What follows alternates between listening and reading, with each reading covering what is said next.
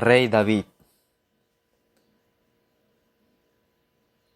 A David se le atribuye la autoría del libro de los Salmos, basada en menciones de diversos libros de la Biblia y en los títulos de los propios Salmos, aunque la crítica textual pone de manifiesto las dificultades de tal atribución.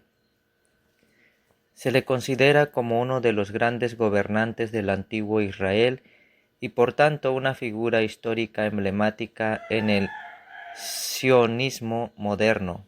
Es reconocido como rey en el judaísmo y el cristianismo y como rey y profeta en el Islam. Perspección histórica de David. La Biblia describe a David como un rey justo, valiente, apasionado, guerrero, músico y poeta. No exento de pecados, según la Biblia fue elegido por Dios mismo para gobernar Israel.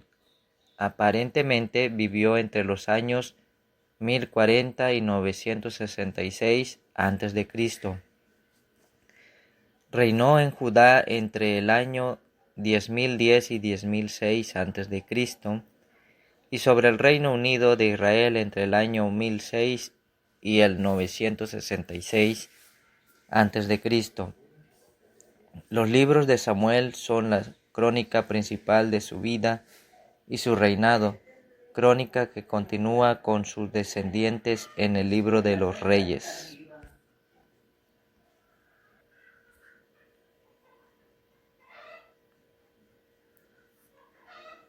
En la Biblia, David pertenece a la familia de Isaí, de la tribu de Judá, según 1 de Samuel 16:11 y 1 de Samuel 17:12. Era el menor de los 8 hijos de Isaí, y como era costumbre en esos tiempos, el menor era el más postergado y al que se le daban las tareas pastoriles. 3 de sus hermanos mayores fueron soldados del rey Saúl.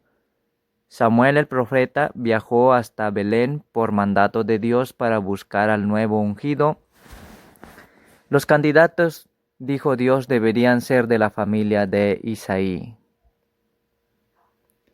El rey Saúl había pecado al desobedecer a Dios durante la batalla de Micmas, donde debía destruir a todos los enemigos amalecitas, y no lo hizo. Por ello Dios decidió retirarle su bendición y envió al profeta Samuel en busca de un nuevo ungido, de un nuevo rey para Israel. Su destino era Belén, donde vivía Isaí, un pastor con sus hijos. Uno de ellos sería elegido, y Samuel como profeta debía saber cuál. Para evitar un castigo del rey Saúl, el profeta se excusó alegando que viajaba para realizar un sacrificio. Una vez en casa de Isaí, el profeta conoció a 7 de sus 8 hijos, pero ninguno fue el ungido.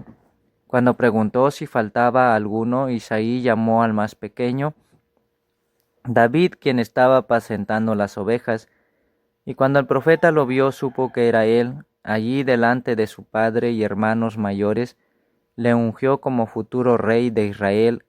Era además David un varón prudente y de buen parecer. David al servicio del rey Saúl. David, con la gracia de Dios, fue nombrado músico a cargo del arpa y paje de armas. Estas tareas las compaginaba con su trabajo como pastor. Tan bueno era tocando el arpa, que escuchando la melodía Saúl se relajaba. El rey Saúl le concedió su buena disposición. David y Goliat. Israel, bajo las órdenes del rey Saúl, estaba en guerra con los filisteos. Un gigante llamado Goliat de Gat, de 6 codos y 1 palmo de estatura, y miembro de las tropas de choque filisteas, desafió al ejército israelita durante 40 días, proponiendo que escogieran a su mejor hombre para hacerle frente. En palabras de Goliat, si él resultaba derrotado y muerto por el israelita, los filisteos serían esclavos de Israel, pero si él vencía y mataba al escogido de Israel, los israelitas serían esclavos de los filisteos. Los hebreos temían en gran manera a Goliat y se escabullían del reto.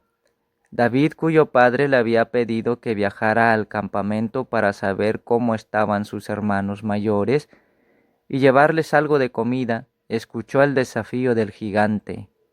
Primera de Samuel 17:23.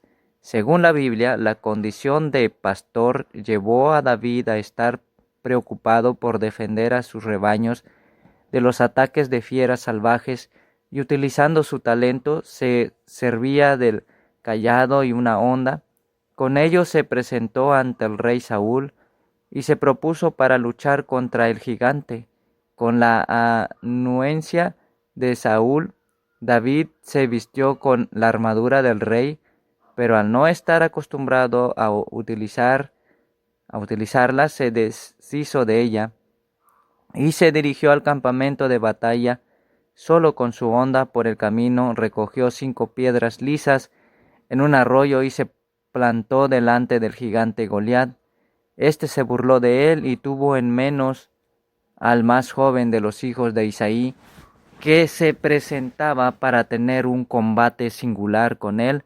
Pero David proclamó: toda la tierra sabrá que hay Dios en Israel, y toda esta asamblea sobre que no por la espalda ni por lanzas salva Yahvé, porque de Yahvé es el combate y os entrega en nuestras manos. Y con su honda David le incrustó una piedra en la frente a Goliat, y cuando cayó, aprovechó para cortarle la cabeza con la espada del propio filisteo. La Biblia de Jerusalén señala que se ha comparado este combate singular con los combates individuales de la Ilíada. En alusión a este combate, la expresión honda de David simboliza que no existe enemigo desdeñable, por pequeño que sea, si el acierto le acompaña. David, vencedor de Goliat, constituye además un símbolo del valor que tenía el tesón y la voluntad férrea desarrolladas frente a un enemigo en apariencias muy superior. Al derrotar a Goliat, David realizó una alianza militar con Saúl y otros ejércitos con el fin de unificar a Israel a la muerte de Saúl y su hijo Jonatán, relatados en 2 de Samuel capítulo 1. David logró unificar Israel, lo que lo consagró como uno de los grandes héroes del pueblo hebreo. David el fugitivo. Después de vencer al gigante, David consiguió la confianza de los criados y del pueblo, se ganó la amistad de Jonatán y el amor de Mical, quien fue su primera esposa, y ambos, Jonatán y Mical, eran hijos de Saúl, y precisamente eso produjo los celos del rey Saúl, que ordenó capturarle. David tuvo que huir al desierto con un escuadrón de 200 guerreros leales y se convirtió en el paladín de los oprimidos. Allí aceptó la protección del rey filisteo Aquís de Gat, enemigo de Israel, y situó a su familia y los suyos en la ciudad filistea del Siclag. Cuando Aquís se fue a la guerra contra el rey Saúl, David no pudo acompañarle porque los otros nobles no confiaban en él. David, rey de Judá. Esta batalla, que tuvo lugar en Gilboa, acabó con la vida del rey Saúl y de su hijo Jonatán, amigo de David. La casa de Saúl estaba prácticamente anulada y David se dirigía a la ciudad de Hebrón para ser nombrado rey de Judá. Pero los norteños no estaban de acuerdo con tal decisión y buscaron a un descendiente del difunto rey para nombrarle como sucesor. El escogido fue su hijo Isboset, al que nombraron rey. Este intentó ganarse la confianza del reino, pero 2 caudillos, seguidores de David, decidieron asesinarle en su propia casa. Cuando se presentaron ante el rey, David esperaban una sorpresa, pero se encontró con la muerte. David no estuvo de acuerdo con la muerte de su enemigo y decidió ejecutarles por su asesinato. En hebreo, En Hebrón, el rey David no conseguía la confianza de los norteños y decidió para unirse a las 12 tribus de Israel. Debía buscar una ciudad neutra donde gobernar. Sin embargo, con la muerte del difunto rey Saúl, los ancianos de Israel se acercaron a Hebrón, manifestando lealtad a David, que por entonces tenía 30 años. David, rey de Israel. Esa ciudad neutra fue Jebús, que por entonces no estaba en manos de la gente de Judá, ni en manos de los israelitas del norte, sino ocupada por los jebuseos. Una vez reconocido por los líderes de todas las tribus, David conquistó la fortaleza de Jebús y la hizo su capital, una ciudad que pasó a ser conocida como la ciudad de David y posteriormente Jerusalén. Hueso y carne tuyo somos, líderes de las 12 tribus de Israel, rey David. Segunda de Samuel 5:1. Jerusalén como capital. El rey David era el líder de una teocracia que pretendía instalar el reino de Dios en la tierra. Por su parte, el rey Hiram de Tiro envió mensajeros a la capital y comenzó a suministrar a David madera, cedro, carpinteros y albañiles para que pudiera construir la casa de David. Este quería construir un templo para Yahvé, pero el profeta Natán le dijo por orden de Dios que el templo debía esperar una generación, pues se había cometido muchos crímenes. Sin embargo, Dios hizo un pacto con el rey David. La casa de David nunca se extinguirá. Tu trono será establecido para siempre. Yahvé al rey David. David conquistó Soba, Aram, lo cual Siria, Edom y Moab, la actual Jordania, así como las tierras de los filisteos y de otros territorios. En muchos casos exterminó a gran parte de sus habitantes cananeos. David y Betsabé. Durante el sitio de Rahab, el rey David decidió no ir a la batalla y quedarse en Jerusalén. Después de una siesta desde la terraza, el rey observó que en una casa vecina estaba bañándose una hermosa mujer. David quedó prendado de ella y quiso saber quién era. Betsabé, la mujer de un soldado hitita principal llamado Urías, que estaba luchando en el sitio de Rahab.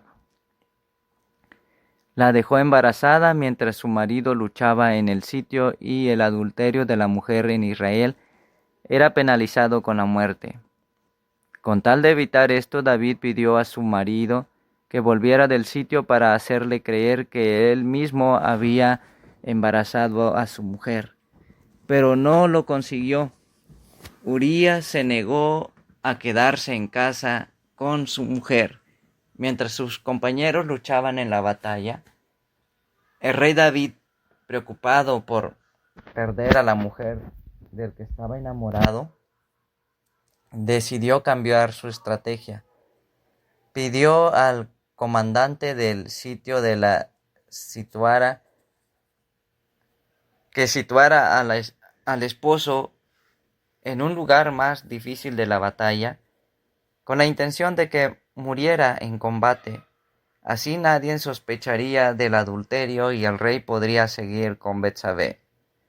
Urías murió en combate y David se casó con ella y llegó a ser su esposa preferida, y ella llegó a amarle con devoción.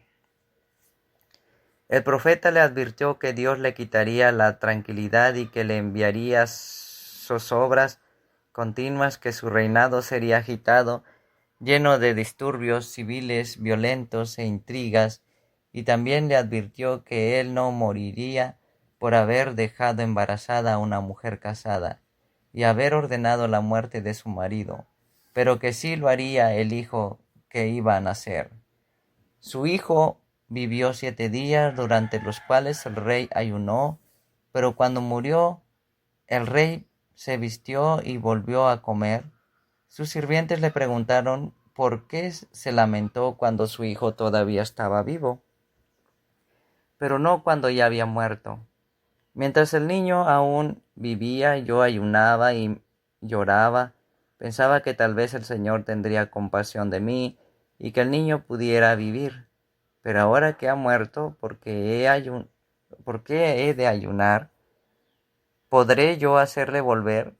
Yo voy a él, pero él no volverá a mí. El rey David y sus siervos. La rebelión de Absalón. Tal como lo había profetizado Natán, los errores del rey fueron la causa de diversos trastornos y zozobras para la llamada casa de David. Uno de sus hijos, Absalón, se rebeló contra su padre y llegaron a luchar por el derecho al trono. Un día Absalón quedó atrapado por su cabello en las ramas de una encina y Joab, el comandante de tropas de David, le clavó 3 flechas y lo mató.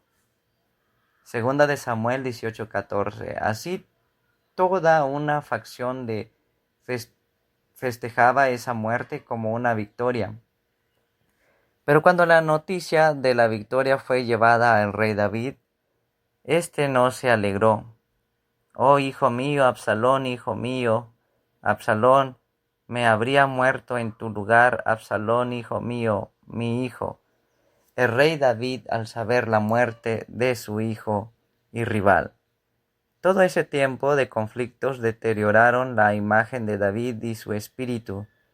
Los sinsabores continuaría, pues su hijo Adonías también pretendería reinar. Ambicionó al trono de su padre, que ya había perdido gran parte de su anterior prestigio. Últimos años. El rey David, ya anciano, estaba postrado en la cama y su hijo Adonías aprovechó este hecho para proclamarse rey. Betsabé y el profeta Natán, conociendo la actitud hostil del joven, pidieron a David que nombrara como heredero a otro de sus hijos, concretamente a Salomón. Este había sido elegido por Dios, y este acuerdo entre David y su mujer solo concretaba los designios divinos: no derramar sangre, no buscar revanchas y seguir los preceptos del Señor. Consejo del rey David a su hijo y heredero del trono Salomón. También le prometió continuar la línea hereditaria en el trono de Judá por siempre. David murió aproximadamente a los 70 años y fue enterrado en la ciudad de David, futura Jerusalén. Gobernó 40 años sobre Israel, 7 en Hebrón y 33 en Jerusalén.